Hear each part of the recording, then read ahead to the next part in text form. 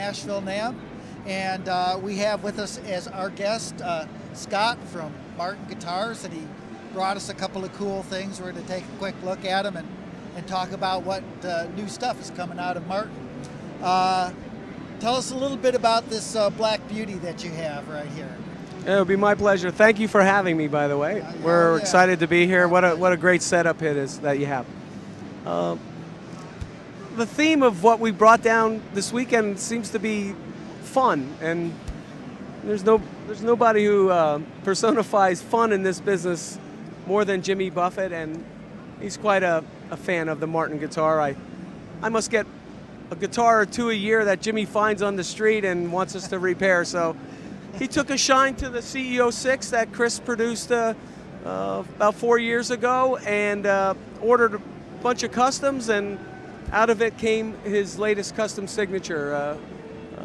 We've done several before, but this black gloss 14 fret slope shoulder instrument is what he's digging right now, so we're glad to put it out. And his customer base, so they're probably chomping at the bit already for it. Well, Jimmy's about having fun, but he's also a bit of a badass, so I sort of like the idea of the black acoustic guitar, I never saw that in him, but you might know him better than me. Well, he likes to push back a tequila drink or two, I don't know. So that sounds good. Who would you see this guitars aimed at? Like, what sort of player? One of the first comments that somebody made, I said, well, this is a really good strummer. Yeah.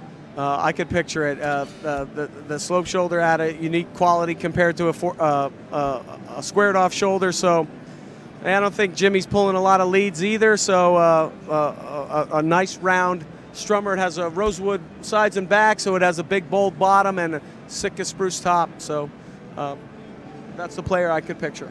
Comfortable neck.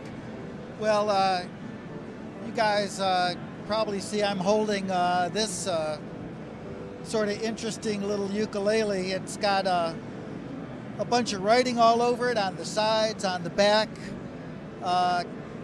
It's really cool, but what is it? Wow, what a story to this ukulele. The quote I've been hearing about the ukulele is that it's the most valuable ukulele in the world. This is a replication of it. So, but as you know, our industry, we employed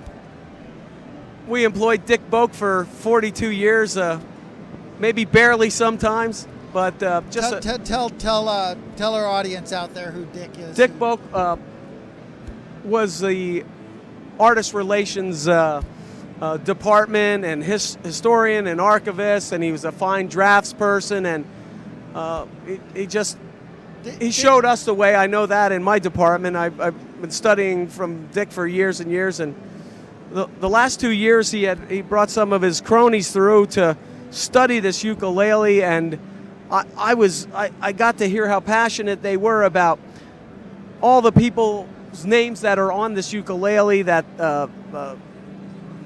how important this mission was and how it was sponsored, and it's unfortunate that Dick retired in January and isn't here to celebrate the introduction of this ukulele and the magazine publication. So I think in a way, since I had this opportunity, and we've certainly talked Martin all weekend, and Dick was a vital part of what we did for many years, to just give him a beautiful send-off as best I could to talk about the Contour uke. Well, I'll tell you, there's probably nobody in the world that knows more about guitars than Dick Boak does. But you told me, wasn't there like a lot of research done to like, there's names even on the back of this thing, yes, and on the sides. You guys tried to find out who every Indeed. one of these people are. Indeed, the historians, they X-rayed the ukulele to look really, because some of the signatures were very faint, so they looked into this, and I got to hear them, the discovery, when they figured out, and they were bantering about who this signature was, and it was just really exciting. So who are, like, a lot of these people? Are they performers from different eras, or? A lot of dignitaries on there, starting with Calvin Coolidge at the wow. top. I mean, I can read, so I can read them off there, but there's nobody more knowledgeable about what went on there than Larry and Dick and their where book. did these signatures are from, like the 30s and earlier on, or throughout history, or? You have me on the dating of it. Right. I do not have an answer for you. Anyways, it's Thomas Edison. Oh, Here, I figure I can drop names with the best of them. Tom Edison. Tom. Awesome. I call him Tom. Yeah, man, we're tight. So we've heard about the Tom Edison uke and Jimmy Buffett guitar. Yes. Are there any other cool instruments coming out at Martin this year? For the summer show or going forward? Both. Well, we just heard that the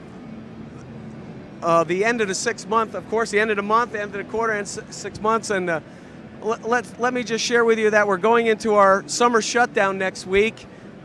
Very positive. Yes. So we're thankful that the reimagined introduction in January is really doing well, and the guitars.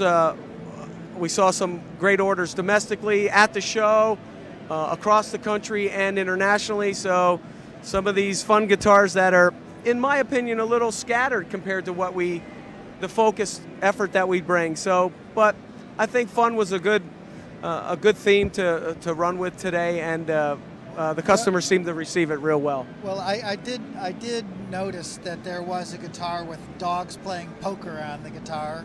Yeah, a little bit of kitsch Americana, showing off the capabilities of our Mamaki printer. There's more people calling me each day for a licensing talk and gifts with people with special paintings, writing, company logos on. So we just wanted to show off our capability with that, and man, it was really well received. I didn't know what to expect when we brought it down.